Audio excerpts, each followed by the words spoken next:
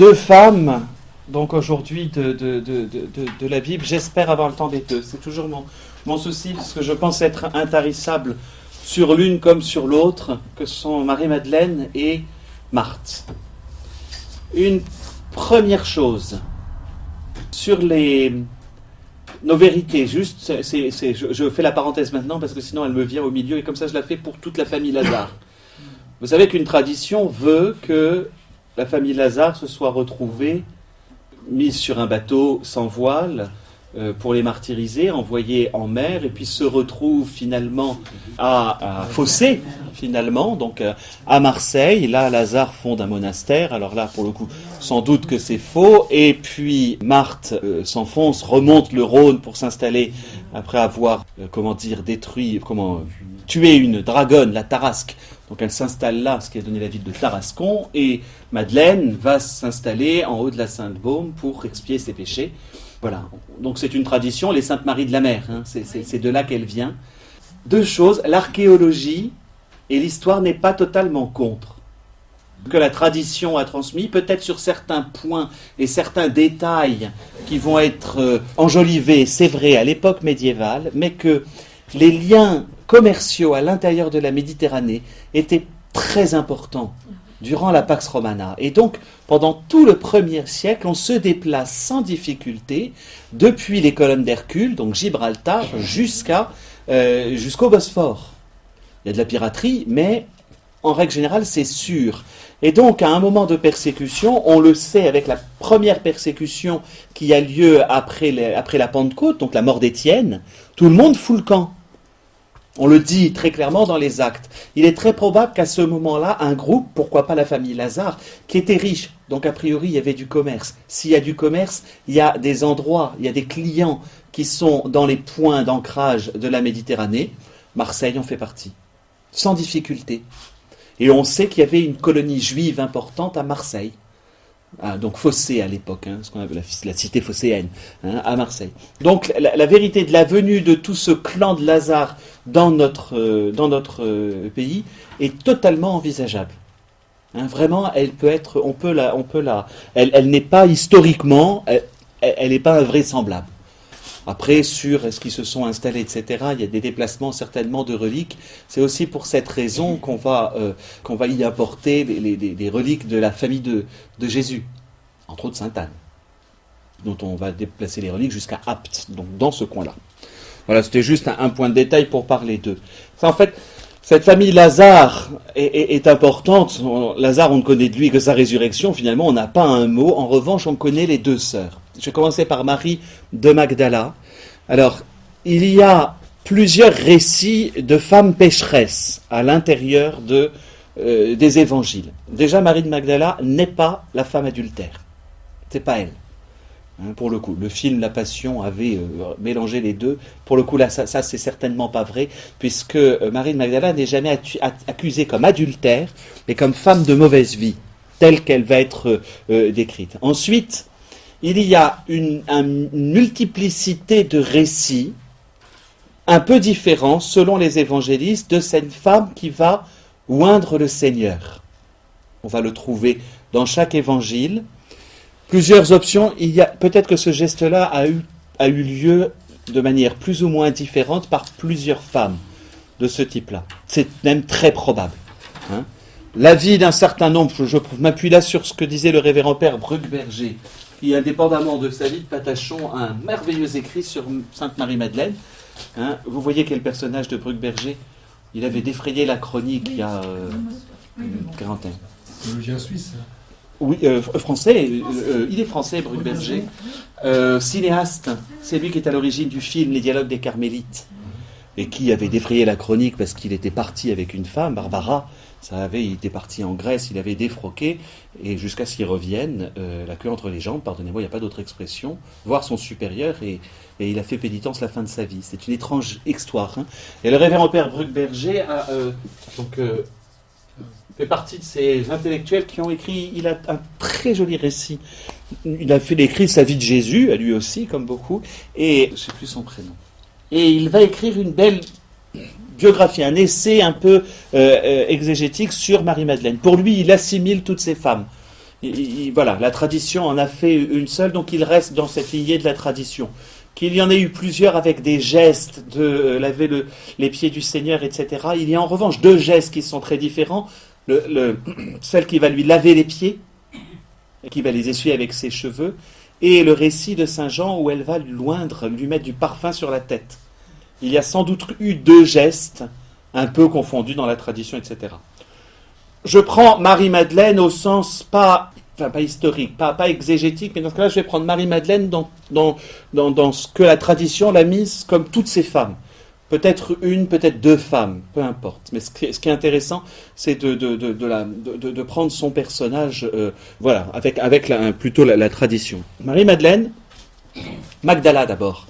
Magdala, si vous voulez, c'est le Saint-Trope de la Terre Sainte. C'est le Saint-Tropez. C'est le lieu de villégiature de la bonne société, habituellement plutôt sadducéenne d'ailleurs, donc qui composait bien. On est au bord du lac de Tibériade. S'il porte ce nom-là, c'est en l'honneur de Tibère, évidemment. Et Magdala, c'est une, je ne sais pas d'autre mot, une station balnéaire avant l'heure. Un endroit de repos de l'ensemble de la population riche de la Judée particulièrement. Pourquoi ? Il est fait bon. Quand il fait trop chaud à Jérusalem, on a de l'air sur le bord du lac de Tibériade. Enfin bref, tout ce qui peut caractériser. Et donc, Marie de Magdala est caractérisée pour... je vais employer des termes complètement contemporains, mais qui nous aident à bien se la représenter. Dans cette famille que sont Marthe et Marie, a priori, on le voit dans le passage de la résurrection de Lazare avec Béthanie, il y a du monde, ils sont connus, il y a une richesse familiale importante. Marie de Magdala, j'allais dire, c'est la petite sœur qui a fait toutes les bêtises possibles avec la jet set de l'époque.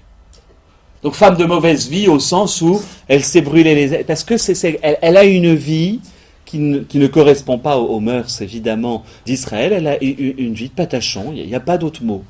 Elle va avoir cette vie qui est une vie de misère. Alors, il ne faut pas en faire une prostituée, mais une femme entretenue, si vous voulez. Vous direz quelle est la différence ? Les cadeaux sont plus chers pour la femme entretenue que pour la prostituée, quoi. Voilà, en règle générale, et que ça se passe dans la haute société. Voilà le personnage. Vraisemblablement, c'est ça. Pour qu'elle tire son surnom de Magdala, qui plus est, c'est vraiment, c'est lui ajouter à la fin de son nom, voilà, la femme de la jet set, c'est pas, elle soit pour des Américains, ce serait de Beverly Hills. C'est un peu ce genre de personnage-là qui se meut dans un univers riche, relativement dépravé, très probablement du côté des Sadducéens, parce que les Sadducéens composaient facilement avec le pouvoir en place. Or, Magdala, Tibériade, tout ce coin-là, c'est vraiment le lieu où les élites qui avaient une certaine facilité qui ont su composer avec l'envahisseur romain, les collabos, si vous voulez. Collabo, c'est pareil. J'utilise des termes du XXe siècle qui ne sont pas obligatoirement très précis.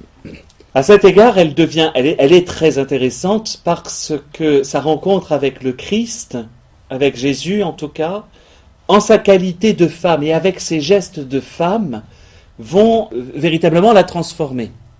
Alors, le premier grand récit, je vous dis, je prends comme si c'était la même. A priori, il y a deux personnages différents. Le premier grand récit que l'on va avoir d'elle, c'est le repas chez Simon. Alors, c'est la femme pécheresse. Je la prends comme figure et non pas obligatoirement comme réalité. Oui, il y a l'expression parmi les femmes qui suivent Jésus. Voilà, elle est exprimée comme ça. C'est ce que dit au sujet, c'est les femmes à la suite de Jésus. C'est ce que dit Saint Luc, entre autres. Chez qui vous me disiez, pardon ? Alors, chez Luc, chapitre 10, c'est Marthe et Marie, oui. C'est le premier. Je voudrais prendre juste avant pour qu'elle ait... Et c'est ça, j'ai oublié de vous dire.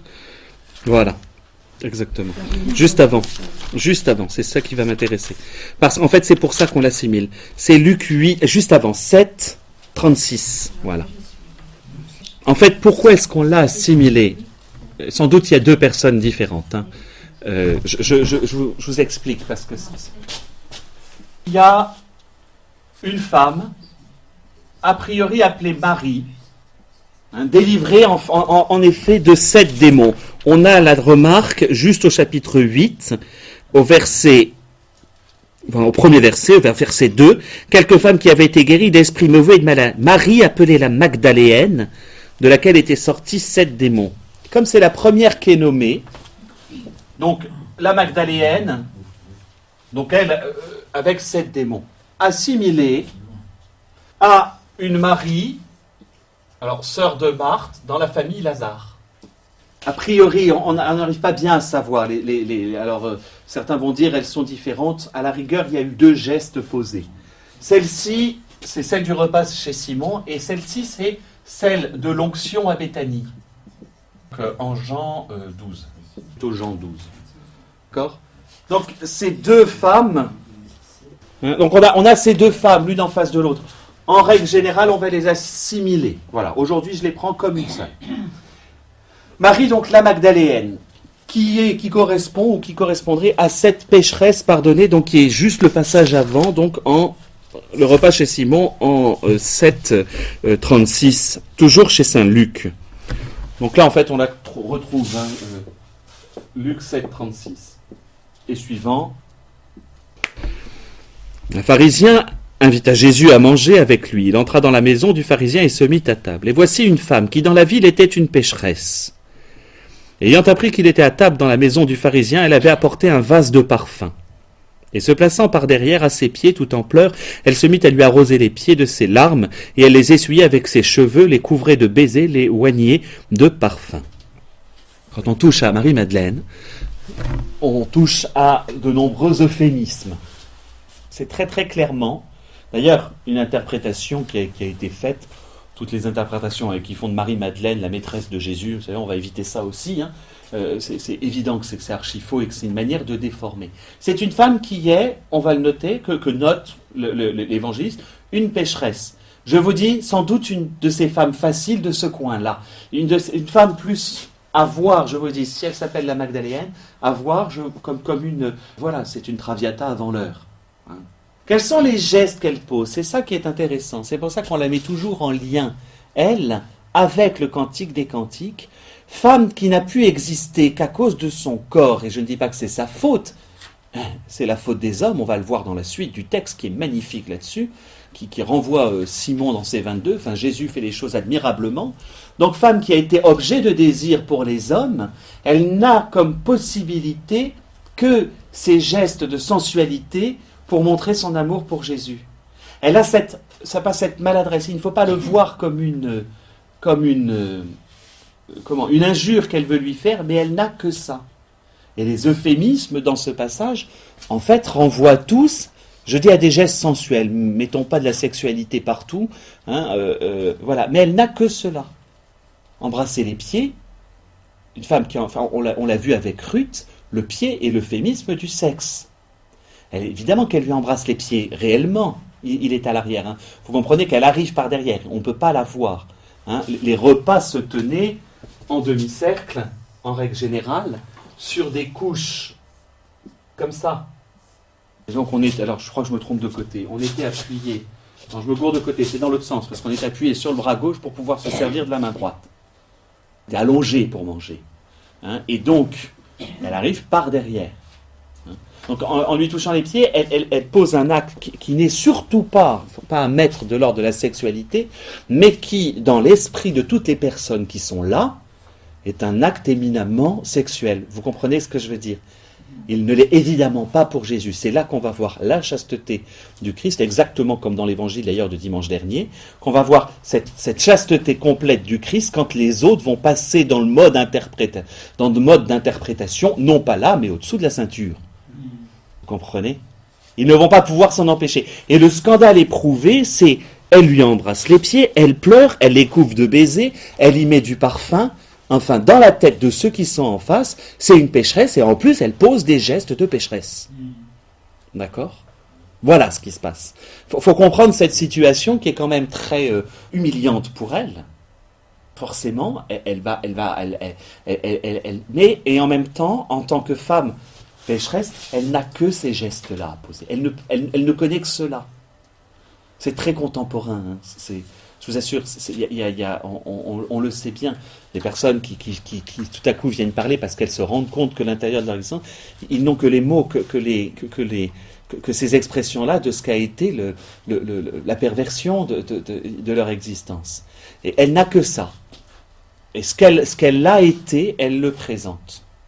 C'est pour ça qu'il est important, ce que je disais, tout ce que j'essayais de dire dimanche à l'homélie, la femme adultère, on oublie juste le troisième mot, pardonner. Je veux bien qu'elle soit femme adultère, mais pardonner. Et elle aussi, là maintenant on le met dans les Bibles, hein, mais moi j'ai encore repas chez Simon. La pécheresse au repas chez Simon. Elle n'était pas adultère. Qui plus est. Je vous rappelle que quand on a lu le Lévitique, c'est les deux qui doivent être lapidés. Hein. Mais là, il n'y a plus qu'elle. Ah, c'est les deux. Hein. Je me posais la Dans le Lévitique, on l'avait vu. C'est les deux qui doivent être lapidés. Les faux fauchetons, quand même. Il n'y a pas d'autre mot. Hein. Bref.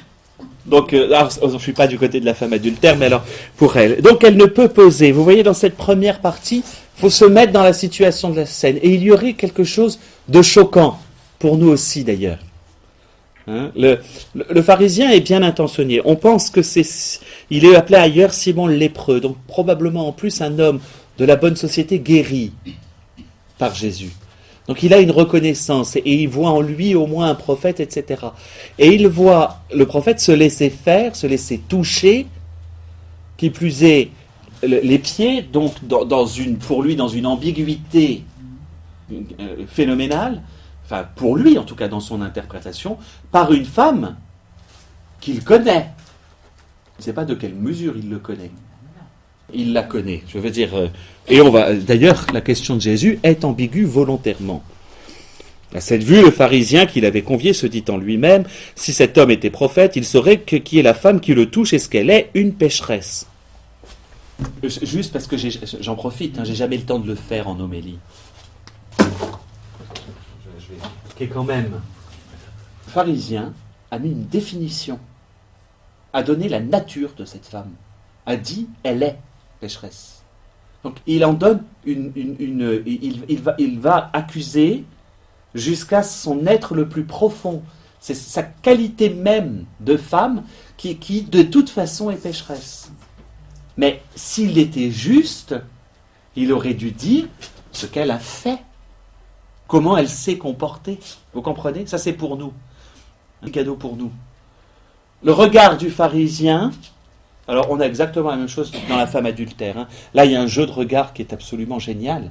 Le regard du pharisien a tout aussitôt qualifié la personne par son péché. Cette femme est pécheresse. Femme égale pécheresse, point. Après, le reste, c'est quelque chose de très très important qui va se passer, justement.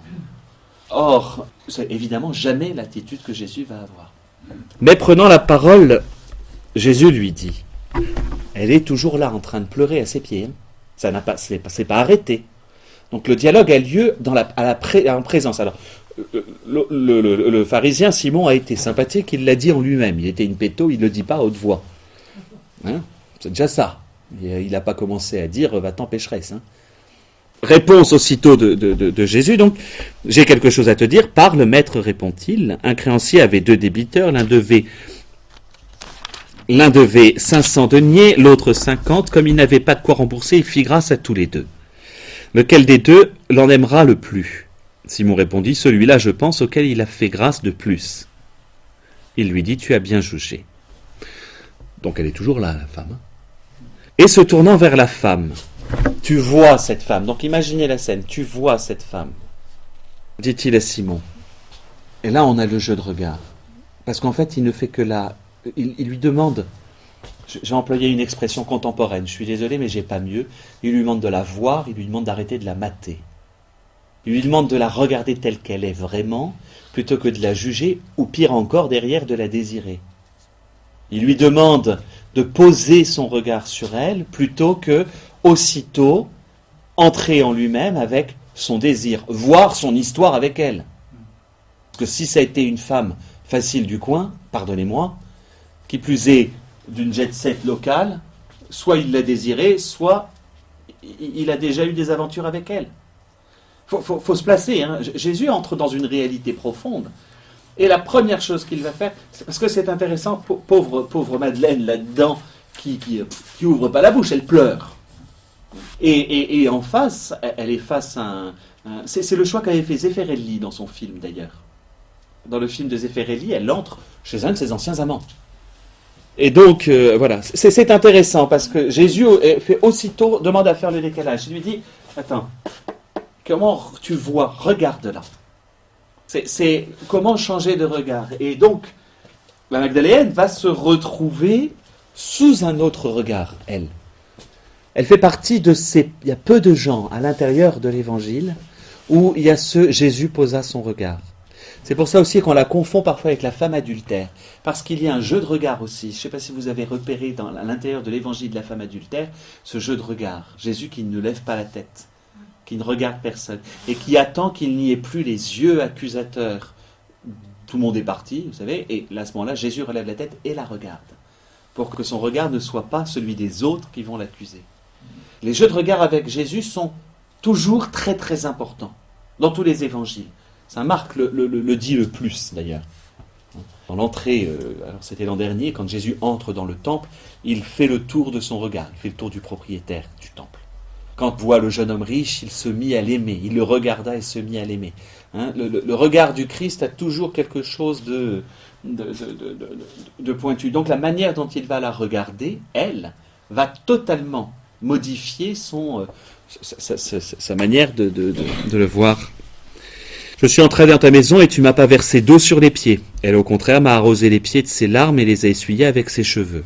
Tu ne m'as pas donné de baiser. Elle, au contraire, depuis que je suis entré, alors depuis qu'elle est entrée, il y a une petite erreur, n'a cessé de me couvrir les pieds de baisers. Tu ne m'as pas répandu d'huile sur ma tête. Elle, au contraire, a répandu du parfum sur mes pieds. À cause de cela, je te le dis, ces péchés, ces nombreux péchés, j'aime beaucoup ça, il insiste quand même, lui sont remis parce qu'elle a montré beaucoup d'amour. Jésus n'enlève pas, ne dit pas c'est pas grave. C'est ça qui est toujours étonnant. Il va lui dire que les nombreux péchés. Non mais voilà, donc la pécheresse entre Jésus pose ce pardon. Je vais vous faire remarquer juste une chose. Mais celui à qui on remet peu montre peu d'amour. C'est très étrange cette fin. Le raisonnement, Jésus s'amuse à l'inverser.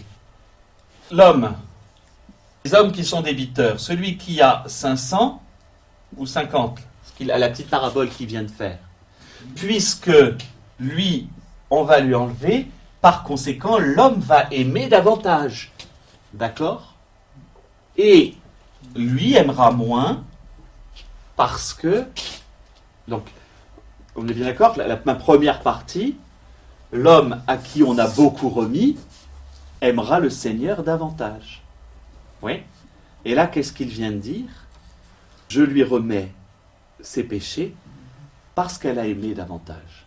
Il y a l'inversion que le Christ a opérée, mais celui à qui on remet peu aime moins. C'est-à-dire qu'il ne reconnaît... c'est extraordinaire, le pharisien, l'homme de la parabole, c'est en fait Simon le pharisien qui est resté de ce côté-là.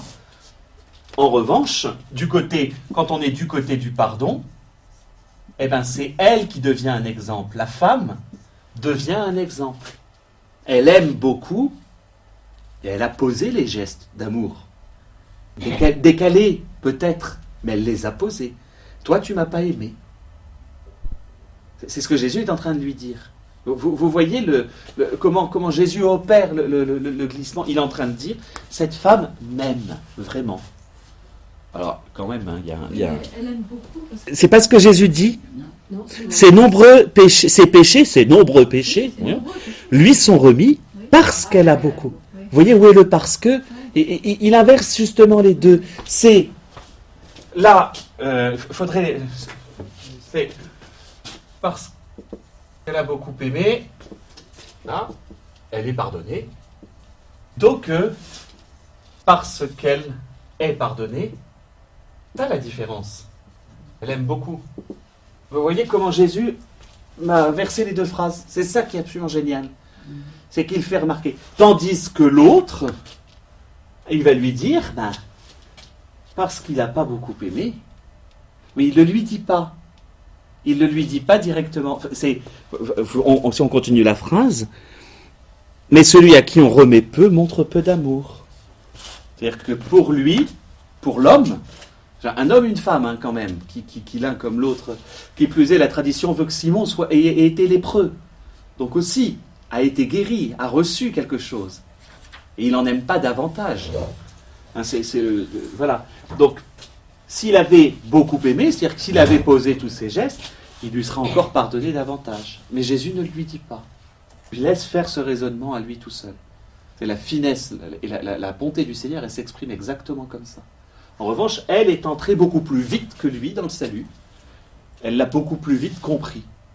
Vous voyez ? Elle est émouvante pour cela, Marie-Madeleine. Et donc, je vais être obligé de faire les deux sœurs parce que, en effet, j'ai une comparaison que je dois faire qui est absolument nécessaire.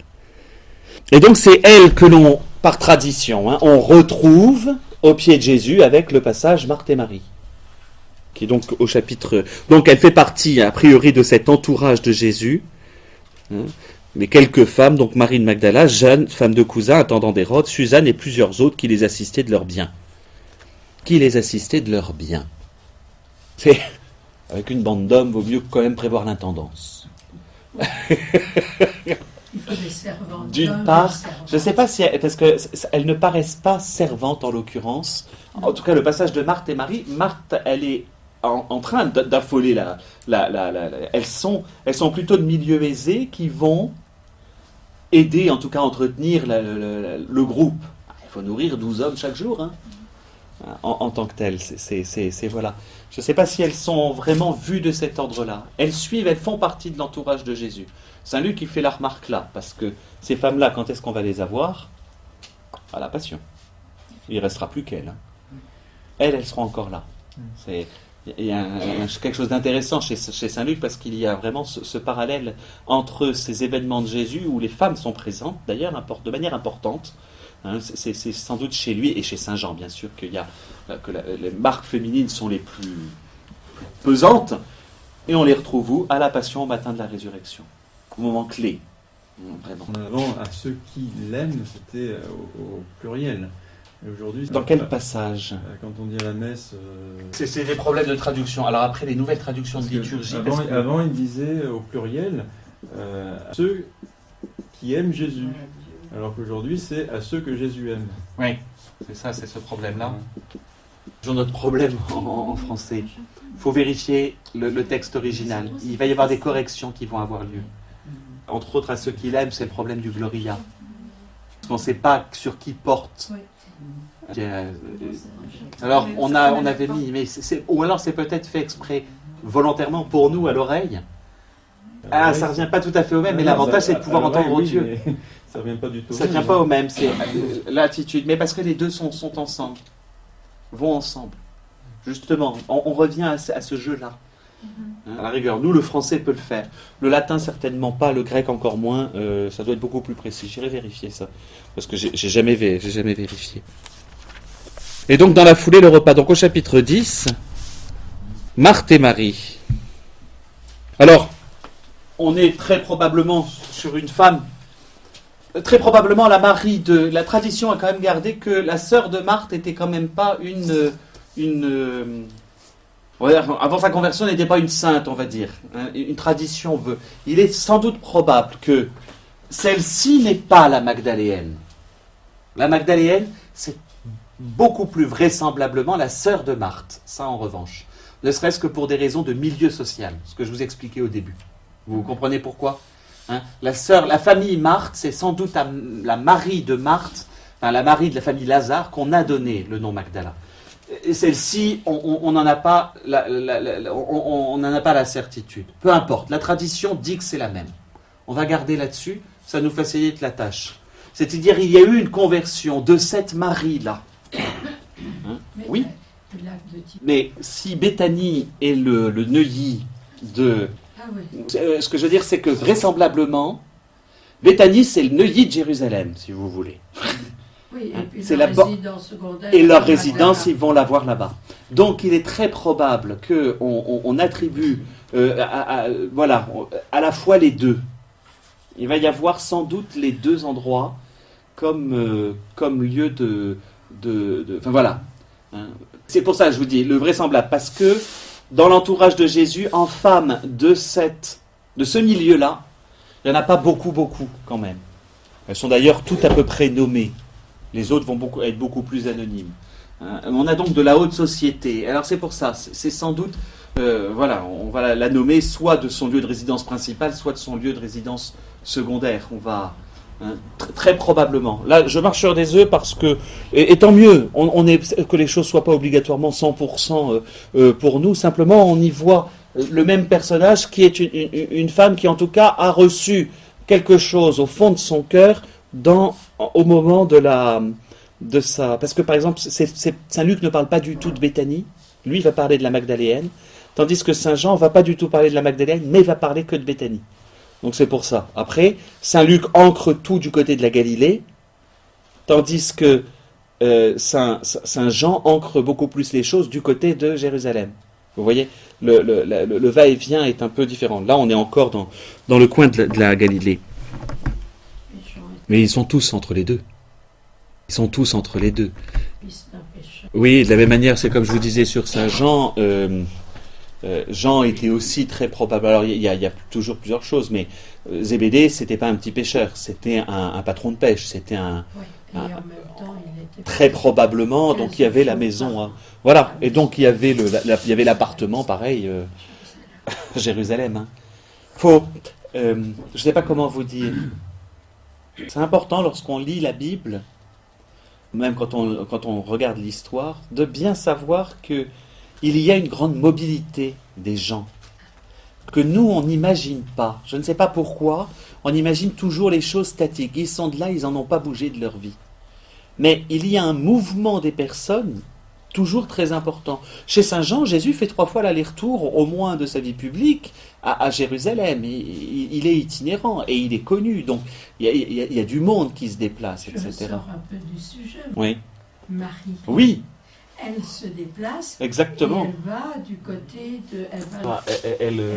Oui. C'est pas rien, parce qu'elle va de là, elle va monter dans la montagne, donc elle va venir par là. Tout ça, à côté de Jérusalem. Pas de souci, j'y vais, je suis tout juste enceinte. Il y a un mouvement perpétuel. Parce qu'en fait, il faut ayez en tête, c'est ce que je dis dans l'autre cours, et on va y venir, là, pas demain, mais la prochaine fois. Le temple est le cœur. Et donc, de partout, il y a des va-et-vient. Donc depuis le nord, qui est le plus mélangé, jusqu'à Jérusalem. Ça ne va pas cesser. On y va passer la Pâque, on peut y monter pour Shavuot, on peut y aller aussi pour un sacrifice, justement les 40 jours après une naissance. On va à Jérusalem en pèlerinage, de toute façon. Donc, ces va-et-vient, les mouvements qu'ils peuvent avoir. Et donc, d'ailleurs, on l'entendait dans Saint Jean cette semaine, les gens se demandent toujours, parce qu'ils le connaissent en Galilée, bon, il va venir, il ne va pas venir. Vous savez, c'est toujours étrange dans les messes, c'est parce qu'on se déplace tout le temps, c'est la fête de la Pâque, il va bien venir, on n'en sait rien, alors tout le monde en parle à Jérusalem, comme tout le monde en cause et dans le landerneau local, il y a quand même un déplacement et des personnes et de l'information qui est important. Or, quand il fait trop chaud là, que la famille Lazare aille passer ses vacances là-bas, parce qu'on ne sait pas comment est née l'amitié de Jésus et de Lazare, par exemple. On sait que c'est son ami. C'est extraordinaire, on aimerait bien savoir comment est née cette amitié. Mais elle aurait pu naître très simplement, justement, parce que ces familles-là se connaissent, parce qu'elles sont dans ce coin-là. Elles sont toutes autour du lac de Galilée ou par là-bas. Et que, somme toute, aucune idée de savoir si ils étaient à l'école rabbinique tous les deux ensemble. J'en sais rien, vous voyez. Même si, pauvre, alors Nazareth certainement pas, mais on peut difficilement imaginer. Pour nous, difficilement imaginer. Mais il y a un déplacement. Vous aviez, pardon. Si, parce qu'on lit Lazare, il l'a présenté à Jésus. Oui, c'est ça. Mais faut s'imaginer les choses. Mais c'est pas dans l'évangile. Non, c'est pas l'évangile, mais très naturellement, faut penser les choses un peu comme ça peut se passer. Il y a 30 ans de la vie de Jésus qu'on ne connaît pas. En trentaine d'années, dont on n'a aucune idée, et qui se passe là-haut. Or, voilà, Magdala, c'est ici, exactement. Et Jésus semblait quand même connaître du monde du côté de Capharnaüm. On se connaît quand même, les gens se connaissent. Beaucoup à Capharnaüm.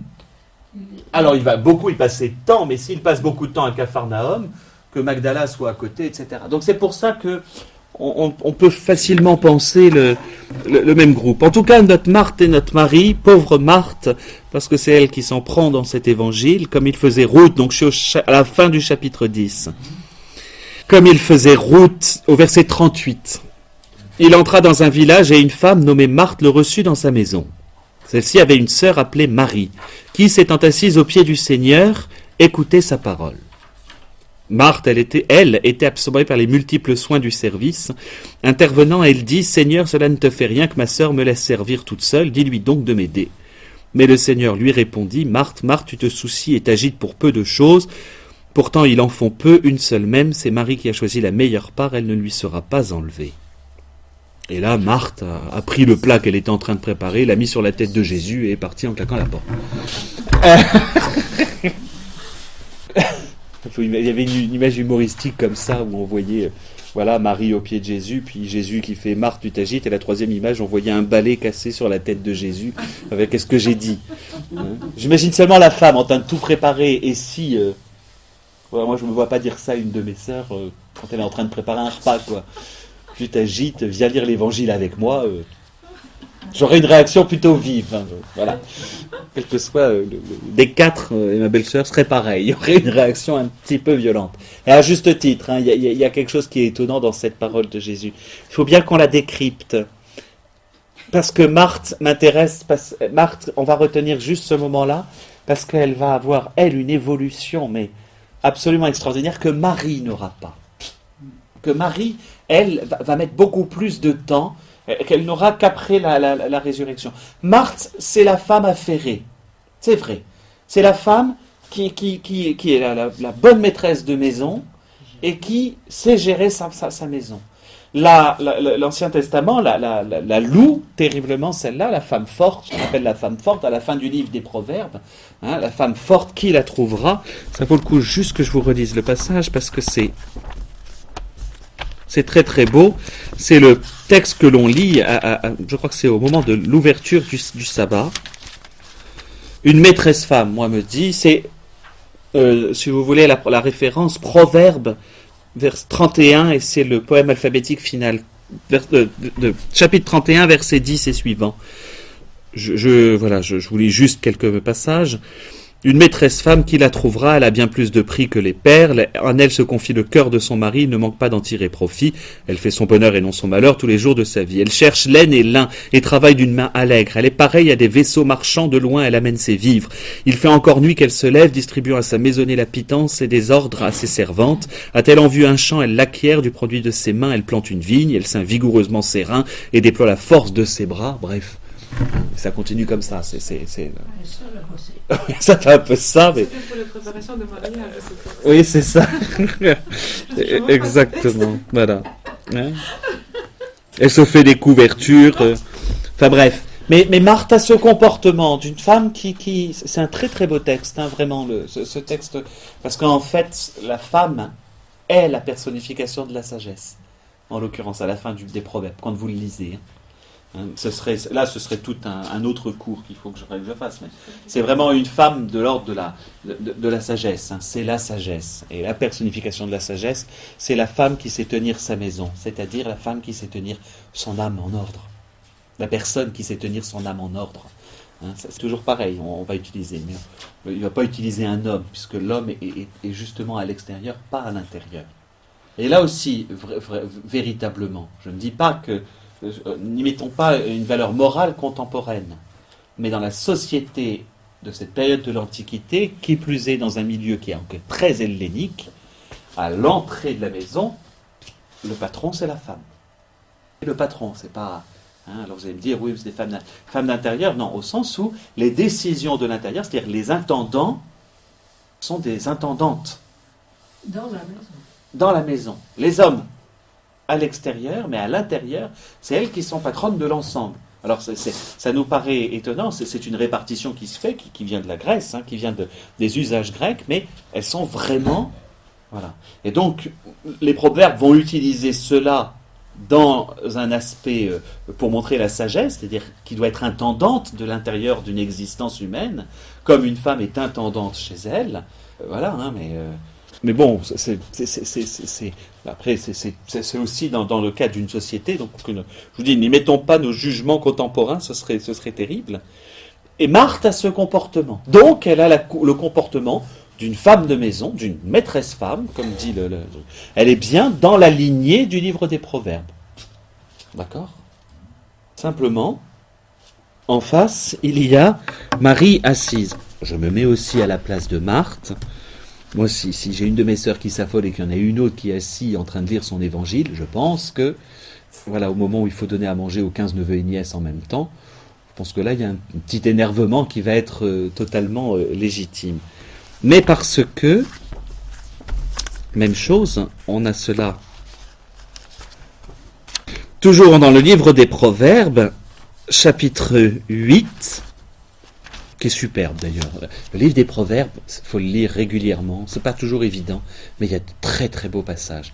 Entre autres, la grande introduction, la grande conclusion. Et donc, c'est la sagesse qui est en train de parler. Le Seigneur m'a créé, prémisse de son œuvre, avant ses œuvres les plus anciennes. Dès l'éternité, je fus établi, dès le principe, avant l'origine de la terre, voilà. Donc, etc. J'avance un peu plus loin. Au verset 30, j'étais à ses côtés comme le maître d'œuvre, je faisais ses délices jour après jour, m'ébattant tout le temps en sa présence. J'étais à ses côtés. Et Marie figure aussi, est une figure de la sagesse, mais à côté du Seigneur. Vous voyez? Donc on a les deux figures, celle qui gère sa maison et celle qui va se tenir. Et quand Jésus dit elle a choisi la meilleure part, il ne reproche pas à Marthe de s'occuper de lui. Encore heureux, dirait Marthe. D'accord? Encore heureux. Marthe est une femme de caractère. Hein. Marthe, c'est le pendant de Saint-Pierre, si vous voulez. C'est le pendant féminin de Saint-Pierre. Sauf qu'elle va aller plus loin encore que Saint-Pierre. On va le voir juste après. Mais Marthe se situe donc dans cette relation avec le Seigneur qui est, oui, elle fait son devoir, donc comme la sagesse qui va faire son devoir, mais elle ne se rend pas compte qu'elle doit tirer sa source de la parole qu'elle entend du Seigneur. Elle ne comprend pas cela. C'est-à-dire qu'elle fait beaucoup en ratant peut-être l'essentiel. Donc Jésus ne lui reproche pas ça, mais lui dit, reproche pas à ta sœur d'être sage aussi en se mettant à mon écoute. Bon, j'imagine seulement la réaction peut être un peu vive, sans doute, de la part de cette pauvre Marthe, mais Jésus veut juste lui dire, place ton regard à ton tour du bon côté. Marie a choisi la meilleure part au sens où assise à côté de moi, c'est le meilleur lieu qui soit. Évidemment, c'est d'un point de vue spirituel. J'entends d'ici des mères de famille qui font, mais il faut bien quand même qu'on mange. Hein, c'est évident. Jésus veut juste lui dire, passe à l'essentiel. Il ne dit pas, ne fais pas. Hein, c'est ce que Jésus ne lui dit pas. Il lui dit, va chercher l'essentiel, ma présence en ce sens.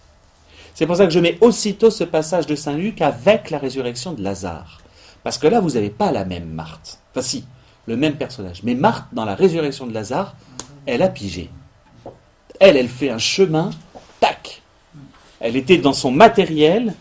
Je suis sûr et certain que cette parole de Jésus a dû lui dire il y a quelque chose d'essentiel. Et donc on arrive chez Saint Jean, au chapitre 11.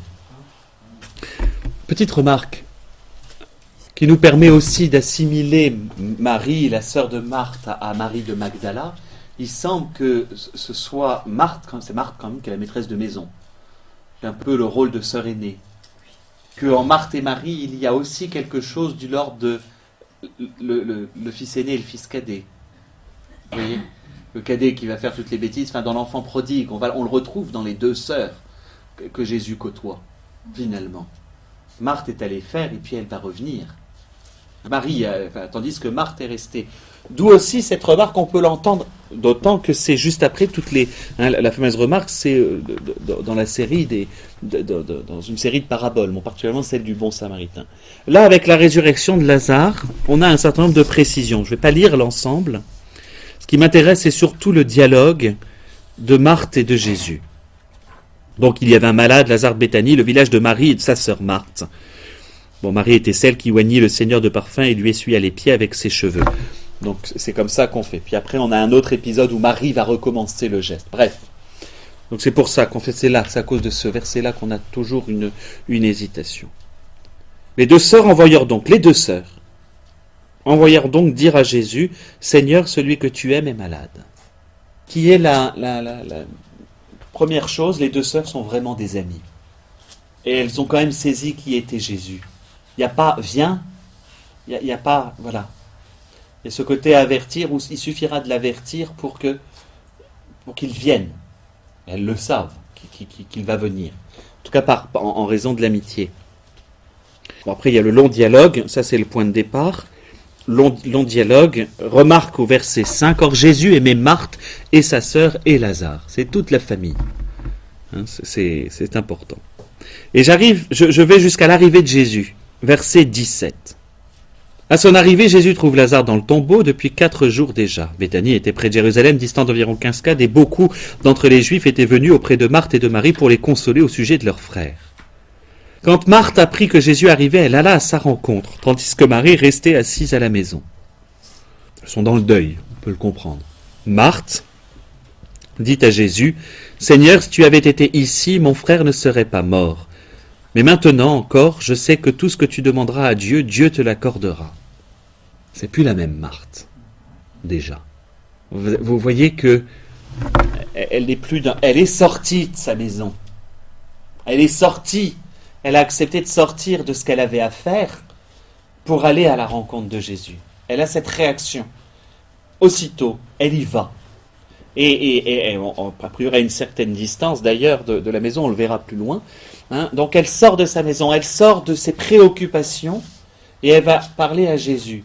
Et vous allez voir qu'elle va sans cesse, Marthe, passer, et humainement c'est extraordinaire, d'une foi profonde à non pas un doute, parce qu'elle ne peut pas imaginer ce que Jésus va faire.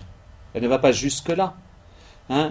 Mais elle espère quand même, elle est très étrange. Quand elle lui dit « Je sais que tout ce que tu demanderas à Dieu, Dieu te l'accordera », pour le coup, la Bible de Jérusalem met une très belle note, elle s'arrête comme au seuil d'une impossible prière. Dieu te le donnera, mais elle n'ose pas dire.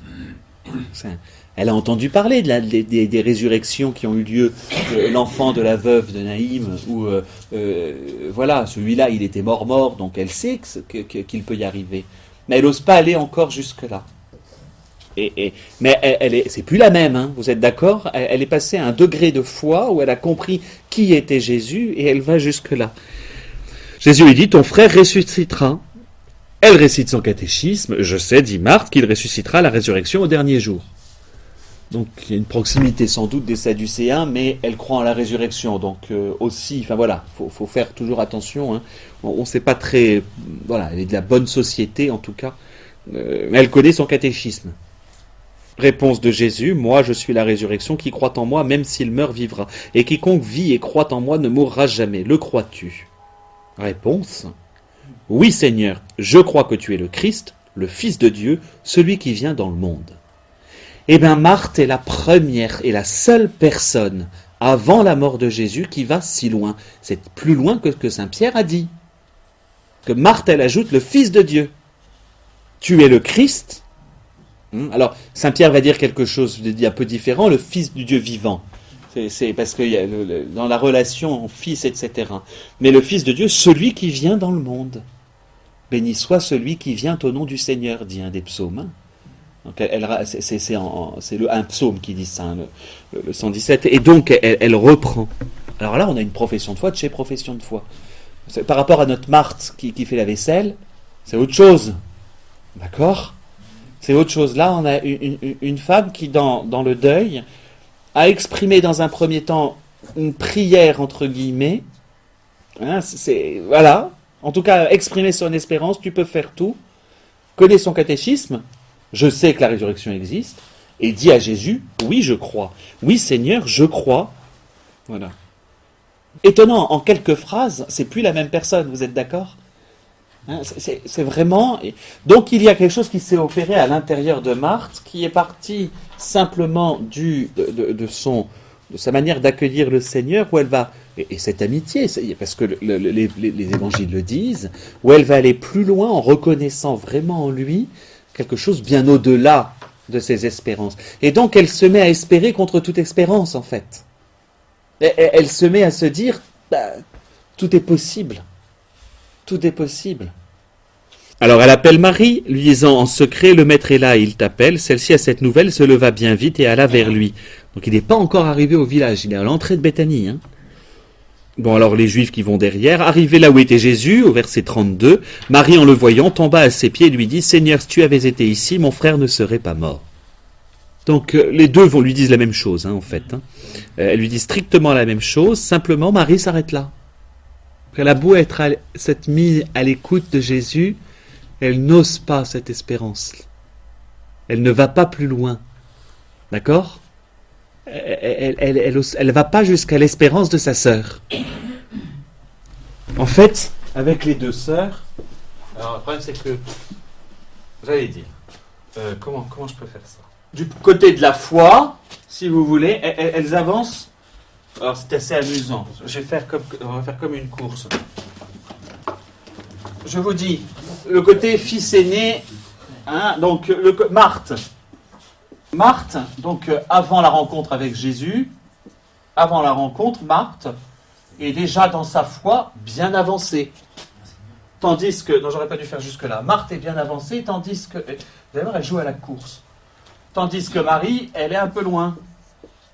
Quand vient la rencontre avec Jésus, hein, donc sur la période ensuite, donc quand elle rencontre Jésus, etc., en tant que telle, Marthe ne va pas avancer si vite que sa sœur, elle, va aller plus loin, en se mettant à son écoute, etc. D'accord ? Arrive la mort de Lazare, hein ? On va avoir une Marthe qui, elle, voyons, est allée plus loin.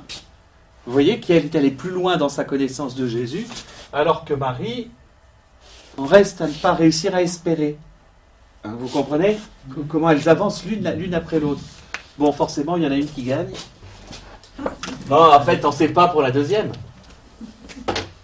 C'est elle. Il allait annoncer la résurrection, puisqu'elle sera témoin de la résurrection. Mais toutes les deux, hein, et alors, donc en vert, c'est la résurrection. Hein. Voilà. Vous comprenez une course, comme une course l'une avec l'autre. En même temps, c'est beau parce que... Et qui plus est, comme je vous ai montré dans le passage de Marthe et Marie, elles sont comme une personnification de la sagesse. L'une comme l'autre. Dans la réalité. Donc voilà, Marie qui au départ est plutôt de l'ordre du péché, qui avec la rencontre de Jésus, voilà, se met à l'aimer beaucoup, mais n'arrive pas à dépasser la mort de Lazare. D'ailleurs, elle mettra du temps aussi par rapport à la mort de Jésus, mais que quand elle a découvert Jésus, alors là, elle va l'annoncer à tout le monde. Vaut à Marie le qualificatif d'apôtre des apôtres. Elle, et c'est pour ça qu'elle est d'ailleurs la sainte patronne des Dominicains. Annoncer la résurrection. Elle prend ce surnom à la suite d'apôtre des apôtres, parce que c'est elle qui va réussir, qui va gagner. Je suis sûr que Sainte Marthe aussi. J'ai pas de doute là-dessus et qu'elle était autour. Mais vous voyez, elle s'est arrêtée. Elle n'ose pas aller jusqu'à l'affirmation « Tu es le Christ, le Fils de Dieu, celui qui doit venir dans le monde ». Elle lui donne des attributs messianiques plus importants encore. Alors, le petit problème se pose quand même au chapitre 30, au verset 39. Jésus dit enlever la pierre. Marthe, la sœur du mort, lui dit Seigneur, il sent déjà, c'est le 4e jour. Si on peut quand même éviter le scandale. Elle croit, mais elle n'ose pas. Enfin, il y a quelque chose dans son espérance qui est limité. Quand même, elle, la maîtresse de maison, c'est elle de décider. Elle fait, écoute, peut-être pas la peine d'aller nous. Réponse de Jésus, ne t'ai-je pas dit que si tu crois, tu verras la gloire de Dieu. Et ici s'arrête ce que nous connaissons de Sainte Marthe dans la Bible, en tout cas. La tradition, je vous ai dit au début, va un peu plus loin. En revanche, il me reste ce tronçon-là de Marie à faire, et il est au lendemain de la résurrection, donc au chapitre 20. Et en même temps, comme je suis dans la logique, bon, je reprendrai peut-être des choses. Je voudrais qu'on prenne... C'est bon, je vais terminer avec ça. Et je reviendrai parce que sur la question de l'onction de Béthanie, et comme ça la prochaine fois, parce que je n'avais pas pu le faire, je prendrai les femmes de la résurrection. Ça me permettra de... Parce que comme les épisodes sont tous un peu différents, essayer de clarifier ça, qu'on sera juste après Pâques, donc ce sera parfait. Je suis quand même obligé d'anticiper sur Pâques avec l'apparition à Marie de Magdala. Je suis au verset 11, je prends un peu plus loin que le début du chapitre 1er. Donc Marie arrive, elle voit le tombeau vide, elle va le dire aux apôtres. Première chose, elle a un problème, le tombeau est vide. Marie se tenait près du tombeau, au dehors, tout en pleurs. Or, tout en pleurant, elle se pencha vers l'intérieur du tombeau et elle voit 2 anges en vêtements blancs assis là, où avait reposé le corps de Jésus, l'un à la tête et l'autre aux pieds. Ceux-ci lui disent « Femme, pourquoi pleures-tu » Elle leur dit « Parce qu'on a enlevé mon Seigneur et je ne sais pas où on l'a mis. » Ça vous pose pas de problème, vous. Elle vient de voir 2 anges. Non, mais voilà, il y a 2 anges. Non, mais je m'en moque, je veux voir le Seigneur. C'est dire, non, c'est intéressant parce que c'est dire à quel point son cœur est amoureux. J'emploie le terme volontairement, c'est à nous de ne pas y mettre des choses déplacées quand on dit ce mot, d'accord ? Mais elle est vraiment dans cette relation amoureuse. Hein ? Je cherche parce qu'on a enlevé mon Seigneur et je ne sais pas où on l'a mis. Vous vous souvenez de ce que l'on a vu dans le cantique la dernière fois, hein, celui que mon cœur aime. Dites-moi où est celui que mon cœur aime. J'ai cherché dans la ville et je ne l'ai point trouvé, celui que mon cœur aime. Enfin, vous voyez, elle est vraiment la femme du cantique là. Et je ne sais pas où on l'a mis. Ayant dit cela, cantique 3. Chapitre 3, versets 1 à 3. Ayant dit cela, elle se retourna, et elle voit Jésus qui se tenait là, mais elle ne savait pas que c'était Jésus. Jésus lui dit, « Femme, pourquoi pleures-tu? Qui cherches-tu » Le prenant pour le jardinier. Le terme n'est pas juste. Qu'est-ce que vous avez dans vos traductions? Jardinier, tout le monde? Gardien du jardin. Ah, je préfère. Le gardien du jardin. Je préfère, c'est mieux, gardien du jardin. C'est pareil. Parce qu'en fait, un jardinier, pour nous, jardinier, c'est celui qui nous fait juste les pelouses et qui s'en va. Non, un jardinier dans l'Antiquité, c'est quelqu'un qui a la charge, c'est une charge importante, c'est une fonction, hein, qu'on appelle gardien des jardins. Alors nous, ça nous paraît étrange, mais ce sont des lieux de vie, évidemment, à l'extérieur très souvent, donc qui sont aussi importants que l'intérieur. Hein. Et donc, le gardien du jardin, pourquoi est-ce que c'est important? Donc le mot pour nous désigne jardinier, si vous voulez, mais c'est pas quelqu'un qui s'occupe de faire pousser les fleurs. C'est un rôle important, hein, c'est une fonction liée au propriétaire. Voilà, propriétaire du jardin. C'est le propriétaire du jardin dit à cet homme que personne n'y entre, que personne n'y sorte, qu'il fait attention, et le jardinier en question a des esclaves et des ouvriers qui se chargent de mettre du terreau et de l'engrais. D'accord ? Il ne faut pas confondre. C'est pour ça que le mot jardinier n'est pas le plus juste. Or, quel est ce jardinier? Quel est ce jardin? Au matin de la résurrection, le jardin en question est évidemment le jardin d'Éden, qui avait été justement gardé. Dieu y place quelqu'un pour le garder. Adam. Au départ, Adam, qui ne l'a pas gardé. Je vous rappelle que le péché d'Adam, le péché d'Ève, c'est d'avoir écouté le serpent. Le péché d'Adam, c'est d'avoir laissé le serpent entrer dans le jardin dont il avait la garde, entre guillemets. Première chose était là. Toujours pareil d'un point de vue spirituel. Donc, étonnamment, dans cette relation, à ce moment-là, Jésus est le nouvel Adam. Il est le nouvel Adam. Et Marie et Madeleine n'ont pas la nouvelle Ève au sens où la Vierge Marie l'est, mais la nouvelle Ève au sens où, comme toute âme doit être cette Ève comme toute âme doit être justement celle qui se reçoit totalement du nouvel Adam, du Christ, je veux dire. Elle est plutôt la femme du cantique. Donc l'âme humaine à la recherche de son créateur. Pour nous, ce que je disais la dernière fois, pour nous les hommes c'est toujours un peu plus complexe, mais la mystique va vraiment reprendre cela énormément. Va toujours le reprendre. C'est que elle n'est pas la nouvelle Ève au sens strict, c'est la Vierge Marie. Et la nouvelle Ève, elle a lieu d'ailleurs au moment de la croix. Femme, voici ton fils. À Cana et la croix. Les 2 moments de la Vierge Marie chez Saint Jean, c'est vraiment l'inauguration de cela. Mais Marie, à l'intérieur du jardin, est cette Ève pécheresse qui enfin peut être relevée aussi. Et en ce sens, elle ne représente pas les femmes pécheresses, c'est ça que je veux dire.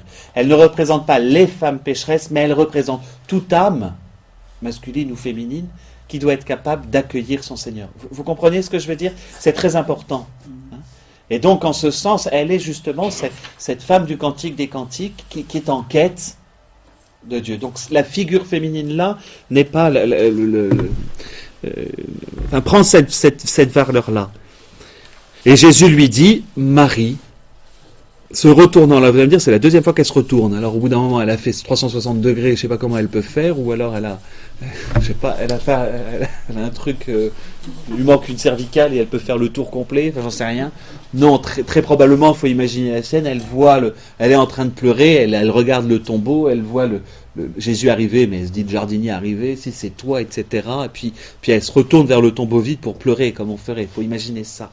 Et c'est ça qui est très très beau, c'est que Jésus lui dit Marie, et alors là on a un se retournant qui ne veut pas dire la même chose. En grec, c'est métanoïa, c'est-à-dire se convertissant, ouvrant les yeux, si vous voulez. Il lui arrive la même chose qu'aux disciples d'Emmaüs, en fait. Là, en entendant son nom, elle est retournée. Même chose, mais alors là, c'est toujours Saint Jean. Oui, alors il t'a appelé par son nom, on va le trouver chez Osée, et dans l'Apocalypse, au vainqueur, je donnerai... Alors, Apocalypse 2, c'est à Pergame, verset 17. Au vainqueur, je donnerai de la manne cachée, je lui donnerai aussi un caillou blanc, un caillou porté gravé, un nom nouveau que nul ne connaît, hormis celui qui le reçoit. Comme si Jésus disait vraiment le nom, enfin, qu'elle entendait, que Marie-Madeleine entendait son nom pour la première fois, ce nom nouveau. Voilà, c'est ça. Parce qu'à vrai dire, Jésus lui a dit Marie. Parenthèse, mais on en reparlera avec les résurrections. Enfin, je travaillerai ça pour l'an prochain. Enfin, donc le cours du matin, donc pour le cours du soir, pendant 2 ans. Vous patienterez. On ne peut pas tous les faire la même année. Au moment de la résurrection, les disciples ont beaucoup de mal à reconnaître le corps ressuscité du Seigneur. Et que ce soit Marie, que ce soit les disciples d'Emmaüs, ou finalement que ce soit le moment de la pêche miraculeuse, ils vont reconnaître à des gestes habituels que Jésus avait. Et c'est très beau, la manière de s'adresser à quelqu'un. Il devait y avoir dans sa parole une manière de dire un prénom qui en révèle, qui révélait tout le poids de son amour pour quelqu'un. Donc à ce moment-là, Marie le reconnaît, vraiment. De la même manière, les disciples d'Emmaüs discutent avec lui, et quant à sa manière de partager le pain, il devait y avoir une manière de faire. Je le dis souvent, j'y pense souvent en me disant, c'est bien cela que le prêtre doit faire pendant la messe. C'est sa manière de faire, doit dire quelque chose de Jésus et non pas de lui-même. Enfin bref. Donc voilà, Marie se retourne, et ça ne s'arrête pas là, puisque, alors ne me touche pas ou ne me retiens pas, car je ne suis pas encore monté vers le Père, mais va trouver mes frères et dis-leur, je monte vers mon Père et votre Père, vers mon Dieu et votre Dieu. Marie de Magdala vint annoncer aux disciples, aussitôt, on est dans la ville et tout, j'ai vu le Seigneur, et qu'il lui a dit cela. Et il m'a dit cela, ça dépend. Ce qui fait qu'au matin de Pâques, en fait, Marie-Madeleine c'est elle le premier témoin de la résurrection. Non. On suppose. Oui, moi ça me fait aucun doute, Juste aller voir, coucou maman, je t'embrasse, je vais voir les autres parce qu'ils ont... Mais... non, je le dis en plaisantant, c'est d'une évidence. Ça paraît... Enfin voilà, la piété filiale de Jésus pour sa mère et de cet ordre-là. Marie n'apparaît plus du tout avant la Pentecôte. On va la voir juste réapparaître à ce moment-là avec les apôtres autour d'elle, ce qui fait qu'on sait qu'elle était là. Oui, c'est ça, l'ascension, la Pentecôte, elle est là dans cette dizaine de jours, mais ce qui fait qu'en fait, ils s'en sont occupés. De toute façon, Saint Jean l'a pris chez lui, donc on sait qu'elle était par là. Mais elle n'a pas eu... On aimerait bien un récit, mais ça c'est beau aussi pour notre méditation à nous. On aimerait bien un récit de ce moment où Jésus va voir sa mère. Bien sûr, c'est elle qui l'apparaît, qui va le premier. Et en même temps, c'est celle qui en a le moins besoin. En plus. Donc, mais Marie de Madeleine, donc ce qui fait qu'elle devient apôtre des apôtres. Je vous dis, puisque quand je demande aux enfants combien avons-nous d'apôtres, ils me répondent 12, en réalité on en a 15. Mais il y a 12 apôtres. Saint Paul est considéré comme apôtre. Ça en fait 13. Judas a été remplacé par Matthias, ça en fait 14. D'accord ? Alors on va enlever Judas, parce que c'est plus, mais Barnabé, Saint Barnabé est considéré comme, est fêté de la même manière qu'un apôtre, et on a Marie-Madeleine. apôtre des apôtres. Elle va. Alors après, est-ce que c'est de l'ordre de la fonction? J'en sais rien, mais en tout cas, elle va avoir ce rôle d'annonce qui est vraiment proprement le sien. Et ça va. Et dans tous les évangiles, là en revanche, les évangiles sont relativement unanimes. Elle fait partie du groupe de femmes qui a annoncé la résurrection. Bon, tant, hein, quand même. Voilà ces deux femmes que sont Marthe et Marie. Je verrai en détail les récits de la résurrection la prochaine fois. Des femmes. Hein, ces femmes du Nouveau Testament, plus spécialement, et la résurrection. Donc c'est plus chez Saint Luc, parce que comme chez Saint Luc, on va lire. Là, je vais en profiter, puisqu'on l'aura entendu, voilà. Parce que je vais en profiter aussi pour les fameuses femmes de Jérusalem. Ne pleurez pas. Hein, ça t'adresse aux femmes aux enfants, hein, pour expliquer voilà, ces choses-là, et puis les femmes au matin de la résurrection. Je vous remercie. Merci.